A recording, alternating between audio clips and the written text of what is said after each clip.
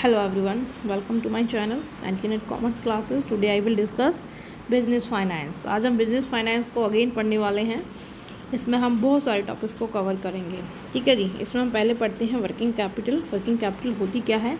Working capital एक ऐसी capital होती है जो हमें डे टू डे एक्टिविटीज़ के लिए ज़रूरत होती है किसी भी बिजनेस फंड को. वर्किंग कैपिटल में इंक्रीज़ होती जाती है जब हम किसी नए प्रपोजल को एक्सेप्ट कर लेते हैं.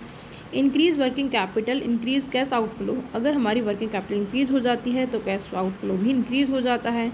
सम टाइम वर्किंग कैपिटल में decrease and these decrease working capital. Some time कुछ टाइम इस तरह होता है कि हम वर्किंग कैपिटल को डिक्रीज़ कर देते हैं बट इंक्रीज़ हो जाता है और डिक्रीज़ भी कर देते हैं, इंक्रीज़ भी कर देते हैं. तो कैश आउटफ्लो क्या हो जाता है? इंक्रीज़ हो जाता है. अगर डिक्रीज़ करेंगे तो इंक्रीज़ हो जाएगा cash inflow. In the other word, reduction after prefer to the returning investment. It should be clear. इस नीचे पढ़ते हैं इसके फॉर्मूले से. First of all, increase in working capital. अगर हमारी वर्किंग कैपिटल क्या है? इंक्रीज़ हो रही है तो इसका मतलब है कैश आउटफ्लो माइनस. ठीक है, कैश आउटफ्लो हो रहा है. अगर डिक्रीज़ हो रही है वर्किंग कैपिटल तो इसका मतलब क्या है कि cash inflow plus cash inflow हो रहा है, इंक्रीज़ हो रहा है. चलिए पढ़ते हैं मेथड ऑफ कैपिटल बजटिंग. इस पिछली वाली वीडियो में हमने इसका थोड़ा सा कवर किया था. अब क्या पढ़ते हैं? इसके मेथड पढ़ते हैं. ठीक है जी. इसके मेथड बहुत इंपॉर्टेंट होते हैं for the UGC. Matching the available resource and project it can B investment. हम इसमें क्या करते हैं कैपिटल बजटिंग में? हम जो भी हमने इन्वेस्टमेंट करनी है, जितने भी हमारे पास प्रोजेक्ट होते हैं, प्रपोजल होते हैं, उन सबका कंपेयर करते हैं. ठीक है जी. और उसमें हम क्या करते हैं? इन्वेस्ट करते हैं जो कि मोर बेनिफिशियल होता है, जो कि ज़्यादा रिटर्न प्रोवाइड कर रहा होता है और जिसकी कॉस्ट भी कम होती है. कह रही कि fund available are always living funds. They are many considerations taken for the investment decisions process such as environment economic conditions को हमने ध्यान में रखना होता है जब हम इन्वेस्टमेंट डिसीजंस ले रहे होते हैं. तो इसके मेथड इस तरह होते हैं. नंबर फर्स्ट है ट्रेडिशनल मेथड, जिसको नॉन डिस्काउंट मेथड भी बोलते हैं. ठीक है जी. नॉन ट्रेडिशनल मेथड में भी मेथड होते हैं. नंबर 1 पे बैक पीरियड मेथड, पोस्ट पे back period method, accounting rate of return. Modern method कौन से होते हैं? जिसको डिस्काउंटिंग बोलते हैं. इसमें तो है डिस्काउंटिंग रेट यूज़ नहीं की जाती, इसमें डिस्काउंटिंग रेट यूज़ की जाती है, इसलिए बोलते हैं. इसमें क्या है? डिस्काउंट पे back period method, net present value, internal rate of return method, profitability index method and modify internal rate of return method. क्या होता है इसमें डिस्काउंट पे बैक पीरियड होता है, एनपीवी होता है, आईआईआर होता है, पीआई होता है और एमआईआरआर होता है. ठीक है. चलिए पढ़ते हैं पे बैक पीरियड मेथड होता क्या है. पे बैक पीरियड होता है is a time required to cover the initial investment in a project. जितना भी हमने प्रोजेक्ट में इन्वेस्टमेंट किया है उस सबको रिकवर करने में कितना टाइम लग रहा है, उसमें हम पे बैक पीरियड में इसके टाइम को कैलकुलेट करते हैं. ठीक है. It is one of the non discount cash flow method of the capital budgeting. Capital budgeting का ये कौन सा मेथड है? नॉन डिस्काउंट मेथड है. पे बैक पीरियड हम किस तरह निकालते हैं? इनिशियल इन्वेस्टमेंट हमने कितनी इन्वेस्टमेंट की अपॉन में एनुअल कैश इनफ्लो. कितना हमें एनुअल कैश इनफ्लो कितना हो रहा है? इनिशियल इन्वेस्टमेंट अपॉन में एनुअल कैश इनफ्लो. तो हमारा क्या आ जाता है? ईयर आ जाते हैं, टाइम आ जाता है. ठीक है जी. पे बैक पीरियड्स की मेरिट्स क्या हैं, मतलब इसके क्या एडवांटेज है? नंबर फर्स्ट, ये एक ईजी है कैलकुलेट करने में, सिंपल टू अंडरस्टैंड करने में. पे बैक पीरियड मेथड जो होता है प्रोवाइड करता है improvement over the accounting rate of returns. ठीक है जी.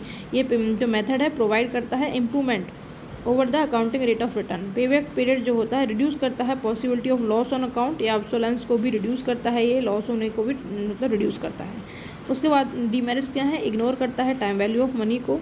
ठीक है जी. इट इग्नोर करता है all the cash inflow after the pay back periods. हमने बस इस मेथड में बस इतना लेना देना होता है कि हमारा जो कॉस्ट है वो रिकवर हो जाए, जितने भी हमने इनिशियल इन्वेस्टमेंट किए वो रिकवर हो जाए. उसके बाद का हम नहीं देखते, नहीं टाइम वैल्यू को मनी को देखते हैं. It is one of the misleading evaluation of capital budgeting. मतलब ये कैपिटल बजटिंग का मिसलीडिंग कर देता है. मिसलीडिंग का मतलब है हमें ये अच्छी तरह लीड नहीं करता, हमें अच्छा जो हमारे रियलिटी का डिसीजन है, एक्चुअल डिसीजन है, उसको लेने में ये हेल्प नहीं करता. अच्छा, क्योंकि ये अच्छे डेटा प्रोवाइड नहीं करता. एक्सेप्टेंस रिजेक्टेंस क्राइटेरिया क्या होता है इसका? हम if the actual payback period is less than the pre determined payback periods, हम इसमें pre determined payback period decide करते हैं। जैसे कि हमने कोई इन्वेस्टमेंट किया किसी प्रोजेक्ट में, हमने उसका प्री डिटरमाइंड पेबैक पीरियड रख लिया 4 साल की। 4 साल में हमारी जितनी भी इन्वेस्टमेंट है वो सारी की सारी कवर हो जाएगी, ठीक है जी। अगर हमने कैलकुलेशन किया पेबैक पीरियड तो वो आई हमारी 3 साल, तो हम उसको क्या कर लेंगे, एक्सेप्ट कर लेंगे, क्योंकि प्री डिटरमाइंड पेबैक पीरियड से कम आ रही है। अगर ज़्यादा आती तो हम उसको रिजेक्ट कर देते हैं। चलिए पढ़ते हैं पोस्ट पेबैक पीरियड मेथड। ये है second method. Post payback profitability method क्या होता है? One of the major limitation of payback period method is that it does not consider the cash inflow earn after the payback periods. कहता है कि जो payback period था उसमें क्या होता था, ये ध्यान में नहीं रखता था जितना भी हमारी इनिशियल हमारी जो इनिशियल इन्वेस्टमेंट रिकवर होने के बाद जितनी भी हमें कैश इनफ्लो मिलेगी उन सबको ध्यान में नहीं रखता, ठीक है जी। But if the real profitability of the project can not be assess, तो हमने किसी भी प्रोजेक्ट की जो रियल प्रॉफिटेबिलिटी सिचुएशन है उसको हम असेस नहीं कर सकते, क्योंकि उसके बाद तो ये ध्यान भी नहीं रखता जो पेबैक पीरियड था। उसकी इस लिमिटेशन को दूर करने के लिए ये आया। कह रहे कि to improve over this method, इस मेथड को इम्प्रूव करने के लिए it can be made by the consideration and receival after the payback period. जो पेबैक पीरियड के बाद जितनी भी इन्वेस्टमेंट हमको मिलने वाली है वो सबको भी कंसिडर करते हैं इसमें। This return are call the post payback period, post payback profit इसे हम बोलते हैं। उसके बाद पढ़ते हैं हम ARR होता है अकाउंटिंग रेट ऑफ रिटर्न। क्या होता है? Accounting rate of return. Accounting rate of return is also known as a simple rate of return भी बोलते हैं। Is the ratio of estimated accounting profit of a project to the average investment made in project. कहता है कि ये एक ratio होता है किस किस के बीच में? कह रहा है कि accounting profit of a project and average investment, जितने भी हमने अकाउंटिंग प्रॉफिट हुए और जो एवरेज इन्वेस्टमेंट है उन दोनों का रेशो होता है। ARR use in investment proposals. कह रहे कि इन्वेस्टमेंट अप्रजल में हम ARR का यूज़ करते हैं। फार्मूला क्या होता है?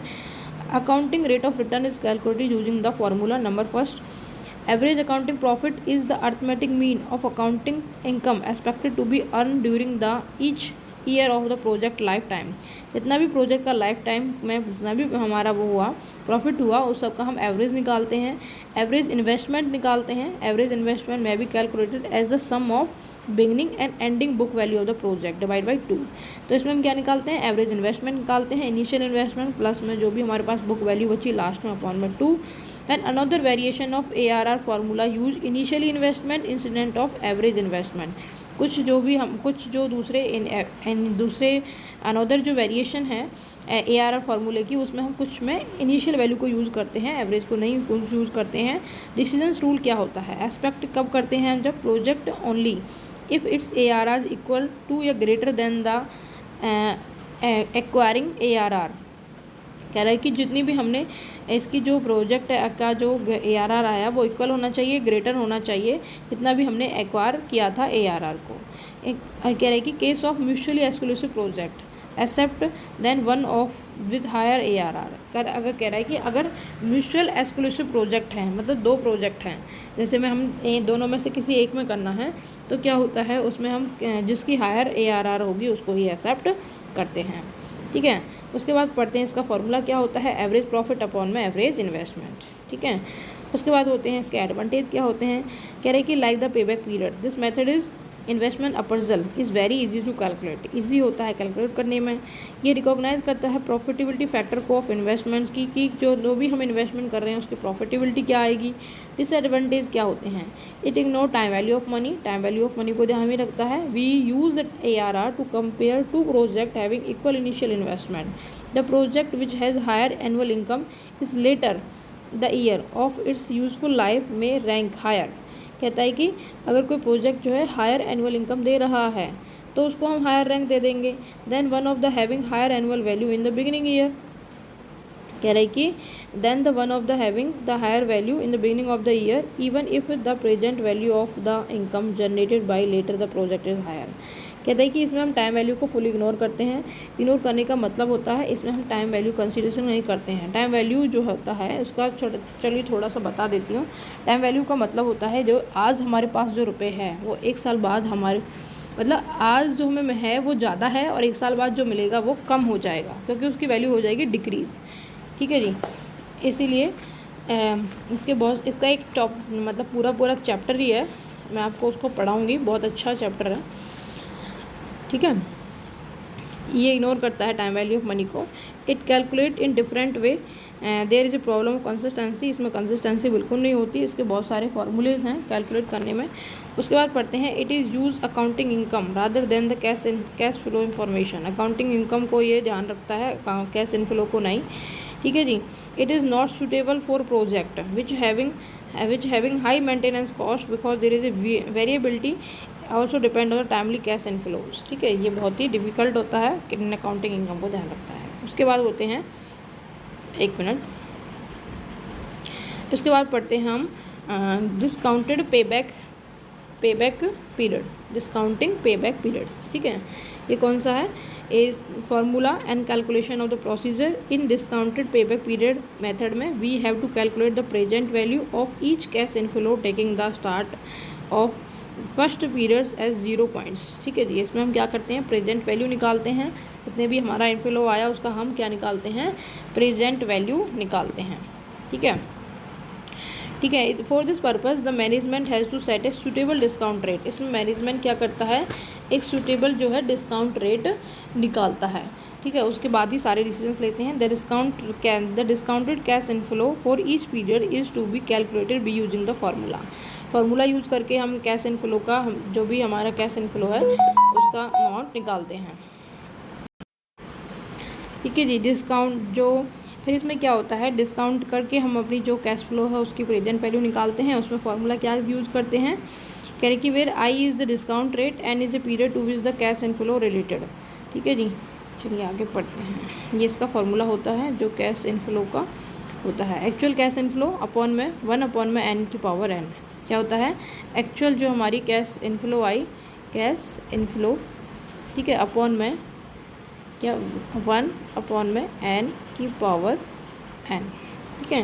ये इसका जो होता है फॉर्मूला होता है कैश इनफ्लो को प्रेजेंट वैल्यू निकालने का। उसके बाद डिसीजन रूल, अब इफ़ द डिस्काउंटेड जो पेबैक पीरियड है लेस देन है द टारगेट पीरियड से, तो एक्सेप्ट द प्रोजेक्ट, ठीक है जी। अगर हमारा डिस्काउंट पेबैक पीरियड जो है लेस देन है किससे, टारगेट पीरियड से, तो हम इसे एक्सेप्ट कर लेंगे, अदरवाइज रिजेक्ट कर देंगे। उसके बाद क्या एडवांटेज होते हैं इसके, बेनिफिट्स क्या होते हैं, accounting payback period is more reliable with a simple payback period since it account of time value of money. It is not interested to be noted that if a project have negative net present value it will not pay back the initial investment। कह रहे कि अगर ये इसको ignore करता है, ठीक है, कह रहे कि it is interested to noted that कि इफ़ अगर किसी की एनपीवी जो है नेगेटिव है तो उसका जो इनिशियल वैल्यू है वो भी नेगेटिव होगा या नहीं होगा, ठीक। इसके डिसएडवांटेज क्या है, it ignore the cash inflow from the project after the payback period, ये भी ऐसा ही है, कह रहे कि ये पोस्ट पेबैक पीरियड की तरह नहीं होता, ये जो आफ्टर हमारे पेबैक पीरियड होता है उसकी जो अमाउंट है उसको इग्नोर करता है।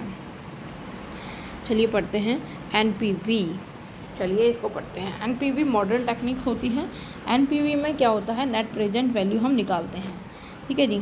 Net present value of a project is potential change in an investor wealth caused by that project while time value of money, ये टाइम वैल्यू ऑफ मनी को कंसीडर करता है। It equal the present value of cash inflow generated by the project less than the initial investment on the project.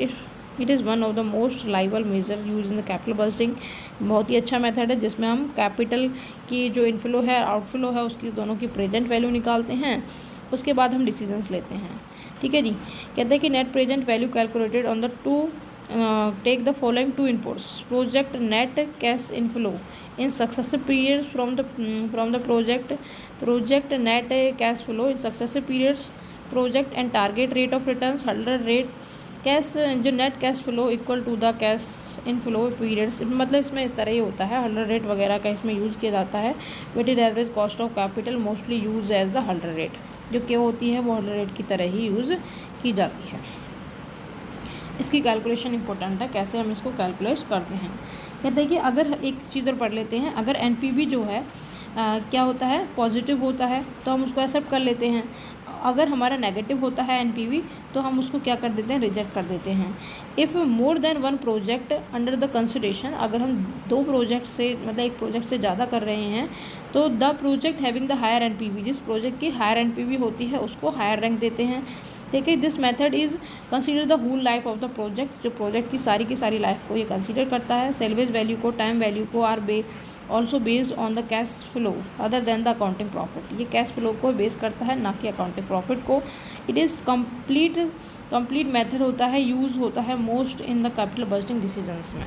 ठीक है जी, इसमें क्या होता है, under the present value techniques we compute the NPV for the project के लिए हम उसे एक्सेप्ट करें रिजेक्ट करें इसके लिए यूज़ किया जाता है।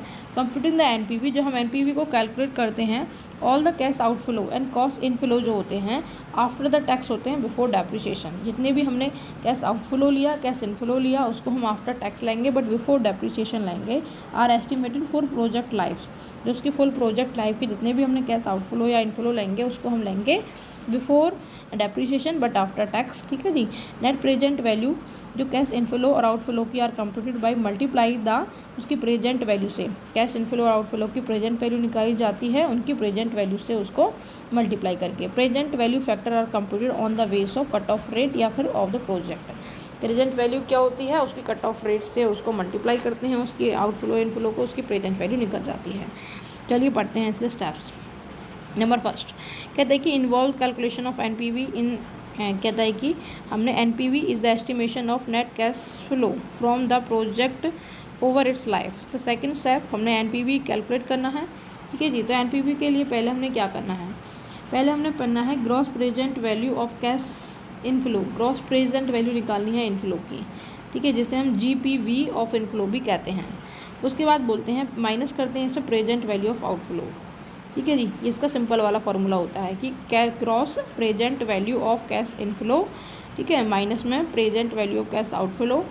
ठीक है, उसके बाद हम जो gross present value of cash inflow कैसे निकालते हैं, total present value of cash flow after tax, ये कैसे निकालता है, जीपीवी बोले तो gross present value of cash inflow हम कैसे निकालते हैं, वो निकालते हैं हम total present value cash flow after tax.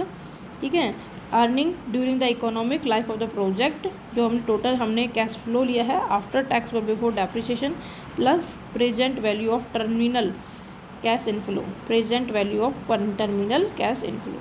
Present value of terminal cash inflow कैसे निकालते हैं, प्रेजेंट वैल्यू में इंक्लूड होता है salvage value, working capital recovery.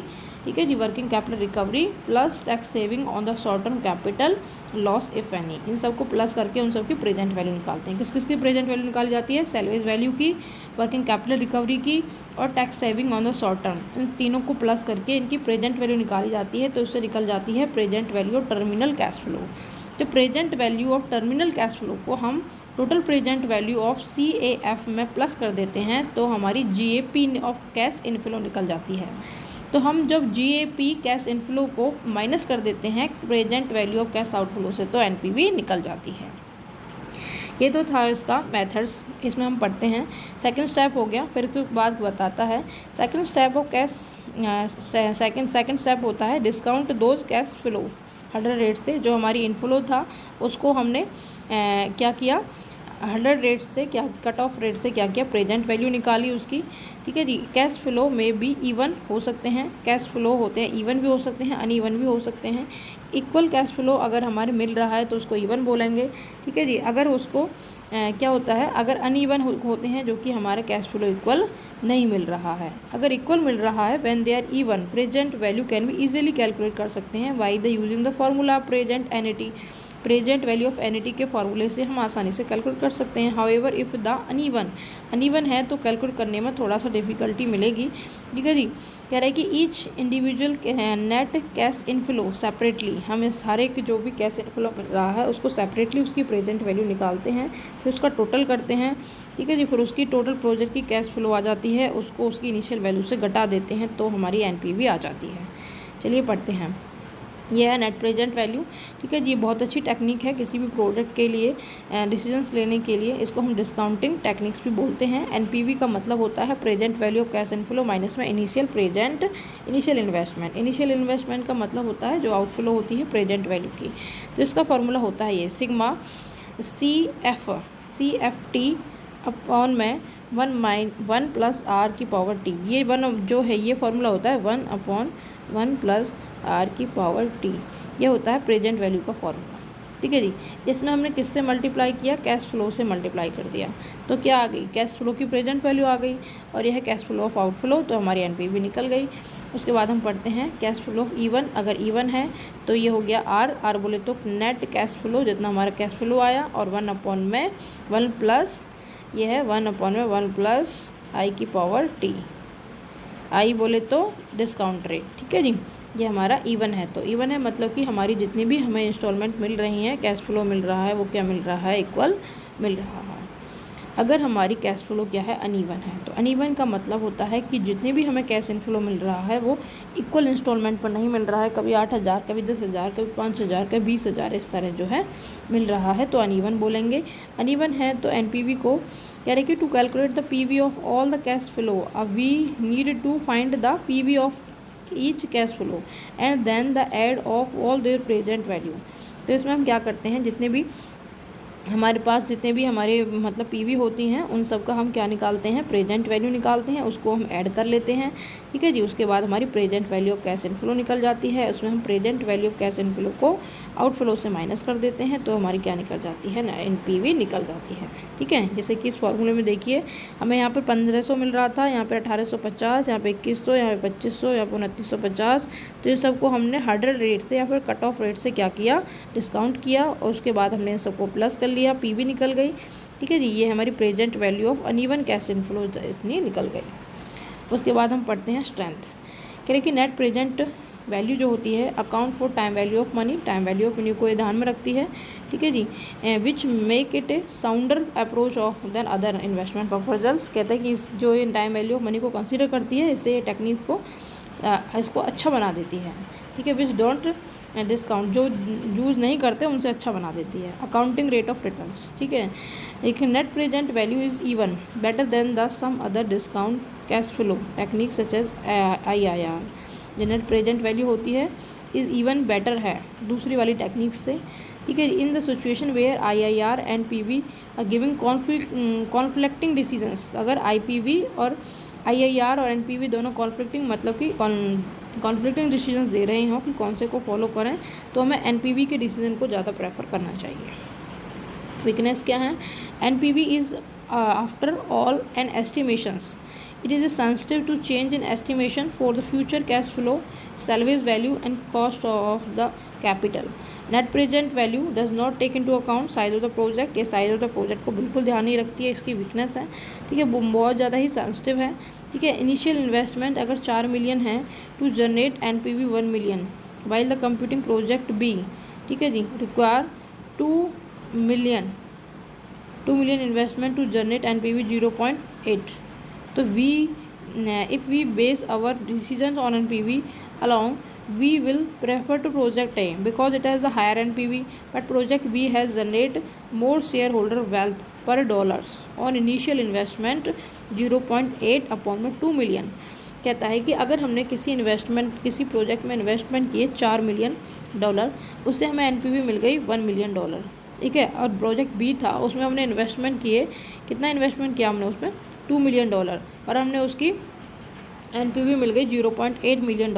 तो हम क्या सोचेंगे कि जो पहला वाला है वो अच्छा है, बट अगर हम ध्यान से देखें, NPV के बेस पर थोड़ा डिसीजन ले लिया कि पहला वाला अच्छा है, बट अगर हम ध्यान से देखें तो हम क्या देखेंगे, इसमें हमारी कैपिटल ज़्यादा है, इसमें कम है। ठीक है, तो हमारी जो शेयर होल्डर पर कह रहे कि शेयर होल्डर वेल्थ पर डॉलर जो है उस बी की ज़्यादा है ए के कंपेयर में। ठीक है, तो इसीलिए NPV ये वीकनेस है। उसके बाद हम पढ़ते हैं equivalent annual annuity method. Equivalent annual annuity method NPV का, इसमें हम पढ़ते हैं F/1 प्लस R की पावर n। ये सब जो है ना, ये वाले जो नीचे वाला पोर्शन है, ये सब प्रेजेंट वैल्यू का फॉर्मूला है और ये कैश फ्लो है।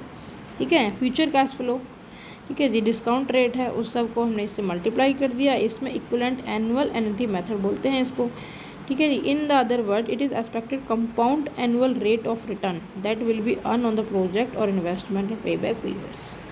फ्यूचर कैश पेमेंट से जो कैश फ्लो होता है उसका हमने क्या निकाल दिया, प्रेजेंट वैल्यू निकाल दिया, उसको हम यही बोलते हैं, ठीक है जी। इसका फॉर्मूला ये भी होता है, आर बोले तो रेट पर पीरियड, आर बोले तो रेट पर पीरियड, एनपीली नेट प्रेजेंट वैल्यू, ठीक है। नेक्स्ट इक्विवेलेंट का फॉर्मूला है ये, ठीक है। इसको हम एक मिनट, नेट इक्विवेलेंट का फॉर्मूला है सी इजकल टू होता है आर मल्टीप्लाई में एनपीवी, आर मल्टीप्लाई में एनपीवी अपॉन में 1 माइनस 1 प्लस आर की पावर माइनस एन, ठीक है। ये इसका फॉर्मूला होता है।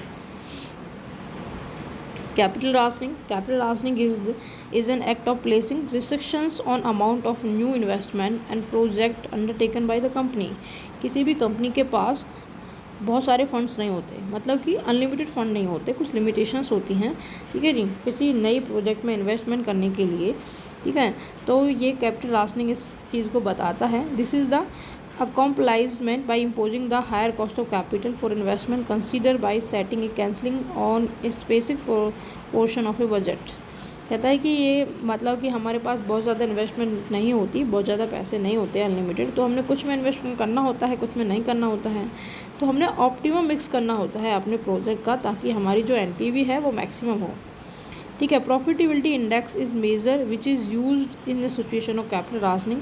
जो पीआई होता है ना, हम उसे कैपिटल राशनिंग में यूज़ करते हैं, प्रॉफिटेबिलिटी इंडेक्स को हम इसमें यूज़ करते हैं व्हेन, जब हम कैपिटल राशनिंग की सिचुएशन में होते हैं। तो we have single budget constant it measure, first इस मेजर करता है present value of return 1 rupees invest, it relative measure also known as a benefit cost ratio. Profitability index को ही हम कॉस्ट बेनिफिट रेशो भी कहते हैं, ठीक है। चलिए पढ़ते हैं पीआई मेथड होता क्या है। Present value of cash inflow, present value of cash outflow.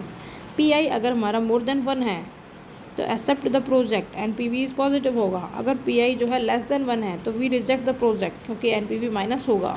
अगर एम जो हमारी पीआई है इक्वल टू 1 है तो इनडिफरेंट पॉइंट है, एनपीवी 0, हम एक्सेप्ट कर भी सकते हैं, नहीं कर सकते। अगर पीआई हमारा इक्वल टू एनपीवी है तो कहता है कि अगर पीआई इक्वल टू क्या होता है, एनपीवी अपॉन में PV of the cash outflow, present value of cash outflow, ठीक है। इसको भी हम इस तरह निकाल सकते हैं पीआई को भी। तो उसके बाद है पीआई अगर मोर देन 0 है तो एक्सेप्ट, अगर लेस देन 0 है तो reject. Pi is better than the NPV in the situation capital rationing and mean limited budget. अगर किसी कंपनी के पास लिमिटेड बजट है तो उस सिचुएशन को हम कैपिटल राशनिंग बोलते हैं। इस सिचुएशन में पीआई मेथड ज़्यादा काम करता है as compare to NPV method. IIR पढ़ते हैं, बहुत ही इंपॉर्टेंट मेथड है भाई। Internal rate of return allow the risk associated with an investment project to assess. ये अलाउ करता है रिस्क को risk associated with investment project, जो भी हमारा रिस्क एसोसिएटेड होता है इन्वेस्टमेंट से, उसको एसेस करने में कितना रिस्क है कितना नहीं है। IIR is the rate of interest और discount rate that the market that make NPV.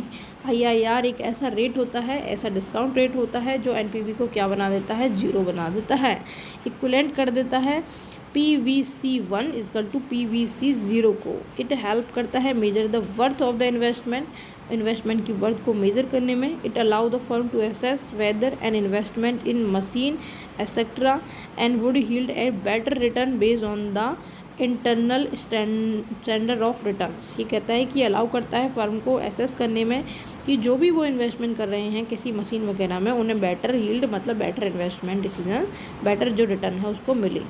Allow करता है कंपैरिजन करने में ऑफ ए प्रोजेक्ट की विद डिफरेंट इनिशियल आउटले के साथ प्रोजेक्ट को कंपेयर करने में। When the normal accept the project if IIR जो है KO से ज़्यादा है तो हम उसे एक्सेप्ट कर लेंगे कट ऑफ रेट से, ठीक है जी, कट ऑफ रेट और minimum require rate of return या डिस्काउंट रेट्स।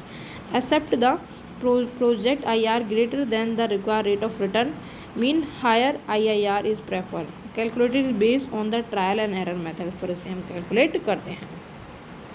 एग्जाम्पल है मिस्टर ए कंसीडर करता है इन्वेस्टिंग करने में कितना, 2.5 लाख इन ए बिजनेस में वो कितना इन्वेस्ट करना चाहता है, 2.5 लाख ए, ठीक है। द कॉस्ट ऑफ कैपिटल कितनी है 13%। The following cash flow are expected from the investment, कह रहे कि उसकी जो कैश फ्लो है एक्सपेक्टेड करना है इन्वेस्टमेंट से, दे रखी होंगी। Calculate the IIR of the propose investment और इंटरप्रेटेड, कहता है कि हमने IIR को मेथड से क्या, ठीक है जी, हमने क्या करना है IIR के बेस पर हमने क्या करना है डिसीजंस लेना है कि हमने प्रोजेक्ट को एक्सेप्ट करें या नहीं करें। चलिए पढ़ते हैं। कहता है कि जो हमारे 2.5 लाख का जो हमने इन्वेस्टमेंट किया उससे हमें रिटर्न मिल रहा है, इनफ्लो मिल रहा है। हमने 2.5 लाख का इन्वेस्ट किया, फिर उसके फर्स्ट ईयर में हमने कितना मिला 50,000 मिला, सेकंड ईयर में 1 लाख और थर्ड ईयर में 2 लाख। तो हमने देखना है कि ये सही है या गलत है, हमने डिसीजन लेना है इसके बेस पर। सॉल्यूशन करते हैं। स्टेप 1 में हम सिलेक्ट करते हैं 2 डिस्काउंट रेट ऑफ NPV, ठीक है। NPV कैलकुलेट करने के लिए हम 2 डिस्काउंट रेट का यूज़ करते हैं। नंबर फर्स्ट हमने 10% लिया, दूसरा लिया 20%, ठीक है जी। तो हमने क्या करना है, हमने निकालनी है दोनों डिस्काउंट रेट से NPV निकालनी है। NPV का मतलब क्या NPV का मतलब क्या होता है, नेट प्रेजेंट वैल्यू जो है वो हमने निकालनी है और देखना है कि कौन सा जो मेथड है, कौन सा जो रेट है वो सही है, ठीक है। ठीक है जी, चलिए पढ़ते हैं। हमने इससे पहले 10% से निकालेंगे। कैश फ्लो डिस्काउंट फैक्टर्स, इसका जो PV पीछे दे रखा होता है ना बुक में, वो इसकी वैल्यू लिख लेंगे, ठीक है। ठीक है, और प्रेजेंट वैल्यू हम किस तरह निकालेंगे, कैश फ्लो जितना हमने मिला और जितना हमारा डिस्काउंट रेट था उसको मल्टीप्लाई करके हमारी प्रेजेंट वैल्यू आ जाएगी 1 की। 2.5 लाख को मल्टीप्लाई किया 1 से तो 2.5 लाख की आया, 50,000 को 0.909 से मल्टीप्लाई किया तो इतना आया, ठीक है। 1 लाख को मल्टीप्लाई किया 0.826 से तो कितना आया 82,600। फिर 2 लाख को इससे मल्टीप्लाई किया तो हमारा NPV क्या आ गया, ये माइनस में है, ये सब क्या है प्लस में है, तो माइनस वाले प्लस में से घटा दिए, माइनस कर दिए तो कितना NPV आया 28,250, ठीक है। 10% से अगर हम डिस्काउंट रेट यूज़ करते हैं 25 वाली, तो 25 वाली से क्या आता है, तो 25 वाली से इस तरह आता है, ठीक है। ये इसका डिस्काउंट फैक्टर है, इसको इससे साथ मल्टीप्लाई किया तो क्या वैल्यू आ गई, ये NPV आ गई ये माइनस में, ठीक है। इसका क्या आया है, NPV आया है पॉजिटिव में, इसका क्या आया है माइनस में। चलिए इसका फॉर्मूला पढ़ते हैं। इसका फॉर्मूला होता है, एक तो फॉर्मूला इसका होता है IIR का लोअर रेट, जो लोअर रेट क्या थी हमारी 10% थी, plus NPV at the lower rate. NPV जो लोअर रेट से जो भी NPV आई, कितनी आई थी लोअर रेट से, लोअर रेट से पॉजिटिव आई थी हमारी, कितनी आई थी 28,250 अपॉन में, ठीक है। NPV at lower rate minus में NPV at higher rate multiply में डिफरेंस इन 2 रेट्स, ठीक है। क्या फॉर्मूला है, फॉर्मूला है IIR, जैसे कि हमने 10% कह रहे कि हमने 10% प्लस में कितना NPV एट लोअर रेट से कितना था 28,250, ठीक है, अपॉन में NPV एट लोअर रेट से कितनी आई 28,250, ठीक है, माइनस में NPV ऑफ हायर रेट से कितनी आई, ये माइनस में है 23,000, कितना है 23,150, ठीक है। और दोनों का डिफरेंस कितना है, दोनों का डिफरेंस कितना है, डिफरेंस है 10%, क्योंकि 10 में और उसमें कितना परसेंट है डिफरेंस है, इस वाले इस फॉर्मूले से ये हो जाएगा, ठीक है। इसमें यही दे रखा है IIR, ये दोनों का किस तरह दे रखा है, NPV एट लोअर रेट्स, इसमें तो निकाल कर दे रखा है ये, ठीक है, कुछ इस तरह है, ठीक है। उसके बाद हम पढ़ते हैं, 1 मिनट,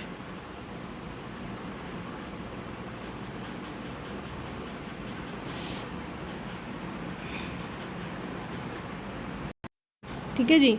ऐसे भी कर सकते हैं, अगर ये फार्मूला इस तरह करना है तो इस तरह भी कर सकते हैं, बात एक ही है। कहता है कि इसमें R1 मतलब कि रेट 1 जो है प्लस में NPV रेट 2 हो गए ना, जो दूसरी वाली है वो ज़्यादा है, R1 जो है वो कम है, तो लो रेट हो गया, तो कितना हो गया R1 हो गया 10% और प्लस NPV कितना हो गया फर्स्ट से NPV एट लोअर रेट से NPV हो गया ये वाला, R1 और R2 हो गया इसका डिफरेंस, और NPV 1 और NPV 2 इसका माइनस करके, ठीक है। ये सॉल्व करके इसका रेट जो उसकी IIR है वो कितनी आ गई 15.5%, ठीक है। इस तरह हम इसका जो एडवांटेज है वो क्या होता है, knowing A return is the intuition appeals, कहता है कि ये अच्छा रिटर्न जो है हम निकाल सकते हैं। इट इज़ सिंपल वे, ये बहुत ही सिंपल है इसको कैलकुलेट करना, ठीक है। हु समवन डोंट नो, कह रहे कि who doesn't know all the estimation detail, अगर उसको सारा कुछ डिटेल नहीं पता है तो वो सिंपली लास्ट वैल्यू पता है तो उससे भी निकाल सकते हैं। IIR is high enough, you may not need to estimate the required rate of returns, ठीक है जी। इसको हम KO जो वगैरह है कैलकुलेट करने की कोई ज़रूरत नहीं होती, सिंपल इसमें निकाल लेते हैं। इसकी प्रॉब्लम्स क्या हैं? प्रॉब्लम है it is based on the unrealistic rate re investment assumptions, that calculation of IIR assume that cash flow or reinvestment IIR at the IIR rate पर, दिस में नॉट ऑलवेज रियलिस्टिक। कहता है कि जो IIR होता है ना वो इस अजम्पशन पर रहता है कि जो भी हमने इन्वेस्टमेंट पर जितना भी हमने प्रॉफिट कमाया उसको हमने री इन्वेस्टमेंट कर दिया IIR रेट पर भी, ठीक है जी। The percentage can be mislead कर सकता है।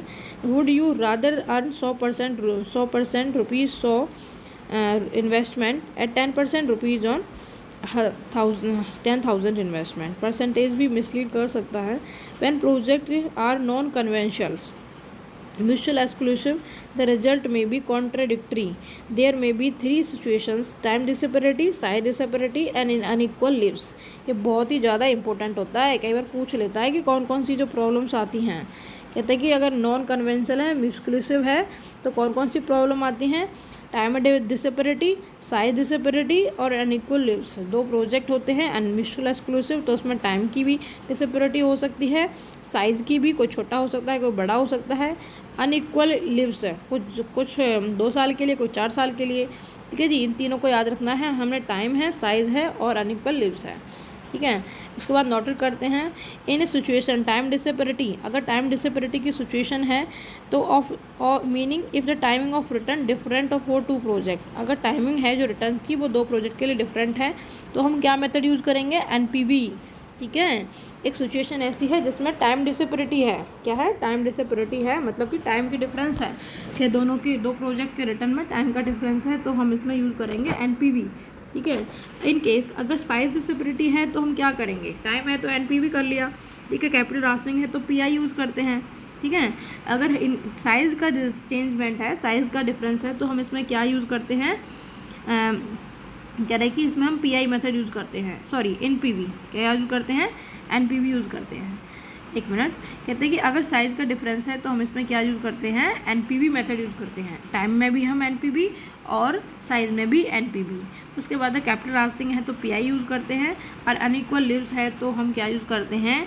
EANPV, ठीक है। EANPV इसमें हम यूज़ करते हैं। उसके बाद पढ़ते हैं modify internal rate of return, इसका लास्ट मेथड होता है कैपिटल बजटिंग का। कह रहे कि जो MIRR है वो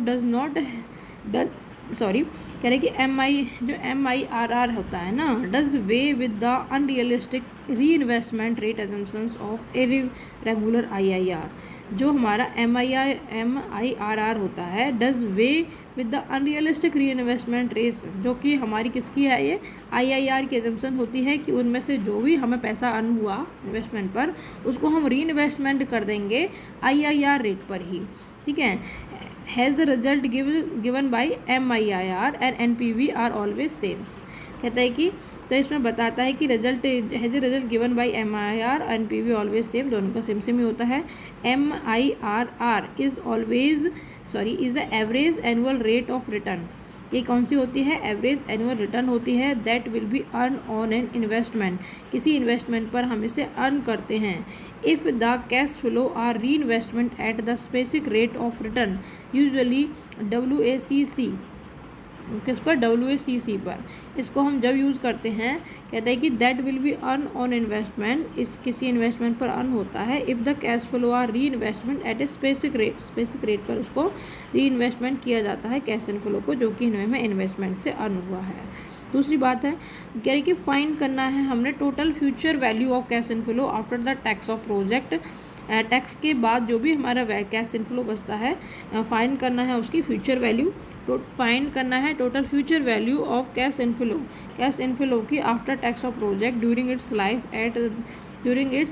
life at cost of capital के, इस फ्यूचर वैल्यू, ठीक है। फ्यूचर वैल्यू निकालनी है कैश इनफ्लो की आफ्टर टैक्स के बाद। उसके बाद कैलकुलेट करना है present value of cash outflow की एट ए कॉस्ट ऑफ की। This is the present value. After applying the formula find out the missing value. After applying formula को अप्लाई करने के बाद फाइंड आउट करना है मिसिंग वैल्यू को। उसके बाद MIR का फॉर्मूला क्या होता है, terminal value of cash inflow upon में स्टार्टिंग से पढ़ते हैं। n का रूट, ये रूट है, n नंबर ऑफ जितने भी ईयर्स हैं, terminal value of cash inflow, present value of cash outflow minus में 1। Terminal value of cash inflow, terminal value of cash outflow minus में 1। इसका जो MIR आया 2.33 आया। उसके बाद पढ़ते हैं relationship between NPV and IIR में क्या रिलेशनशिप होता है। NPV is express is absolute term where IIR is express percentage term. जो NPV होता है वो एब्सोल्यूट में बताता है, IIR परसेंटेज में बताता है। If the NPV is positive तो IIR क्या होगा, more than cost of capital होगा, मोर देन KO होगा। ठीक है, अगर NPV पॉजिटिव है तो IIR मोर देन KO है। अगर NPV जो है नेगेटिव है तो IIR लेस देन KO है। अगर NPV 0 है तो IIR इक्वल टू 0 है। ठीक है, अगर पॉजिटिव है तो IIR जो है KO से ज़्यादा है। ठीक है, NPV नेगेटिव है तो IIR KO के से कम है। NPV 0 है तो इसके बराबर है। NPV एंड IIR में not always give same result. ये दोनों हमेशा सेम रिजल्ट नहीं देते, they give contradictory result in case of time. Time के केस में क्या देते हैं, कॉन्ट्राडिक्टरी रिजल्ट देते हैं। ठीक है, टाइम साइज डिसेबिलिटी हो, अनइक्वल लाइफ्स हो। इन case of non conventional mutual exclusive project हैं तो उसमें क्या देते हैं, दोनों कॉन्ट्राडिक्टरी रिजल्ट देते हैं। NPV और MIR always give same result. किस में देते हैं same result, as the both, कहते हैं कि result as both are based on the realistic re investment rate of assumptions. MIR और IIR both are discount rate that make NPV 0। जो MIR होता है और IIR होता है, उनकी डिस्काउंट रेट क्या होती है, जहाँ पे NPV होता है 0। बट IIR री इन्वेस्टमेंट रेटेड IIR ये सोचता है कि मैं अपने पैसे को री इन्वेस्टमेंट कर लूँगा IIR रेट पर। ठीक है जी, ये थोड़ा छोटा सोचता है। ठीक है, MIR क्या होता है, री इन्वेस्टमेंट करता है कॉस्ट ऑफ कैपिटल पर। दोनों में डिफरेंस है ना, IIR री इन्वेस्टमेंट करता है IIR पर और MIIR री इन्वेस्टमेंट करता है कॉस्ट ऑफ कैपिटल मतलब KO पर। MIIR जो है किसके बराबर होगा, IRR के। If the cost of capital किसके बराबर है, IIR के। इफ़ IRR जो है मोर देन है कॉस्ट ऑफ कैपिटल से, then the IIR more than होगा MIIR से। ठीक है, जो हमारा MIRR है वो किस पर इन्वेस्ट करता है, KO पर। ठीक है, अगर हमारा जो दोनों बराबर कब होंगे, जब हमारी IRR जो है KO के बराबर होगी। ठीक है, दोनों MIR और KIR दोनों बराबर हो जाएंगे। अगर हमारी IIR जो है मोर देन है कॉस्ट ऑफ कैपिटल से, MIRR मोर देन है कॉस्ट ऑफ कैपिटल से, तो IIR जो है क्या हो जाएगा, मोर हो जाएगा MIRR से। ठीक है, अगर मोर है कॉस्ट ऑफ कैपिटल से तो इससे भी ज़्यादा हो जाएगा। ठीक है, अगर हमारा IRR कॉस्ट ऑफ कैपिटल से कम है तो IIR MIR से भी कम हो जाएगा। But this situation very rare, ये सिचुएशन बहुत ही कम होती है। ठीक है, ये याद रखना है। क्या था कि जो हमारी IIR है वो इन्वेस्ट करता है IIR रेट पर, जो MIRR है वो री इन्वेस्टमेंट करता है KO पर। और अगर हमारी दोनों बराबर हैं MIRR भी और IIR भी, तो मतलब कि हमारी जो KO किसके बराबर है, IIR के। ठीक है, दोनों की रेट भी बराबर हो जाएगी। अगर हमारी IIR KO से ज़्यादा है तो हमारी IIR MIR से भी ज़्यादा है, अदरवाइज इससे अपोजिट हो जाएगा। उसके बाद हम पढ़ते हैं capital budgeting under the capital rationing. ठीक है, we have a single period budget constant, use the PI method. अगर हमारे पास सिंगल बजट कॉन्स्टेंट है तो हमने PI मेथड को यूज़ करना है। When we have the multiple period budget constant, use the mathematical program that is either linear program, integer program. It is mainly in case of non conventional project. ठीक है जी, अगर हमारे पास multi period project हैं तो हमने क्या use करना है, लीनियर प्रोग्राम्स को या फिर इंटीजर प्रोग्राम को। ठीक है, उसके बाद लीनियर प्रोग्राम्स होते क्या हैं, project are divisible can be in fractions. Linear program वो प्रोग्राम होते हैं, प्रोजेक्ट होते हैं जिनको हम डिविजिबल कर सकते हैं फ्रैक्शन की फॉर्म में। और इंटीजर्स जो प्रोग्राम होते हैं, project can be fully accept reject 0 और ओनली 1 के केस में, 0 and 1 only. Integer program is better, integer जो होते हैं वो बेटर होते हैं ठीक है, चलिए पढ़ते हैं capital budgeting under the risk and uncertainty. ठीक है, इसको हम नेक्स्ट वीडियो में कवर करेंगे, बट मैं आपको इसके टाइप्स बता देती हूँ। कई बार क्वेश्चन में पूछ लिया जाता है कि ये किसका टाइप है। Capital budgeting under the risk and uncertainty, there are the many techniques to incorporate risk and uncertainty in the capital budgeting. Capital budgeting में निकालने के लिए, मतलब रिस्क हो अनसर्टेनिटी हो, तो हम किस तरह काम करेंगे कैपिटल बजटिंग में। ये कहता है कि इसके जो मेथड्स हैं, इसका पहला मेथड है risk adjustment discount rate method. इसमें हम रिस्क को ही एडजस्ट कर लेते हैं। उसके बाद सर्टेनिटी इक्विवेलेंट मेथड, इसमें सर्टेनिटी इक्विवेलेंट मेथड होता है। उसके बाद होता है DCF ब्रेक इवन एनालिसिस, जिसके डिस्काउंटेड कैश फ्लो भी कहते हैं। सैमुलेशन मेथड बोलते हैं। प्रॉफिटेबिलिटी डिस्ट्रीब्यूशन मेथड होता है। क्या होता है? प्रोबेबिलिटी डिस्ट्रीब्यूशन मेथड होता है। डिसीजन ट्री मेथड एनालिसिस होता है। सेंसिटिविटी एनालिसिस होता है। सिनेरियो एनालिसिस होता है। ये सब क्या है? Sensitivity, scenario, decision tree, probability, simulation, DCF break even analysis, certainty equivalent method, risk adjustment discount rate method, ये सब क्या होते हैं? Capital budgeting under the risk and uncertainty method होते हैं। बहुत अच्छे होते हैं, इनको हम पढ़ेंगे नेक्स्ट वीडियो में। Thank you so much for watch the video. Thank you. Do like the video and share and subscribe the channel if you want some like. Thank you so much. Next video में हम cover करते हैं आने वाला content. Thank you so much.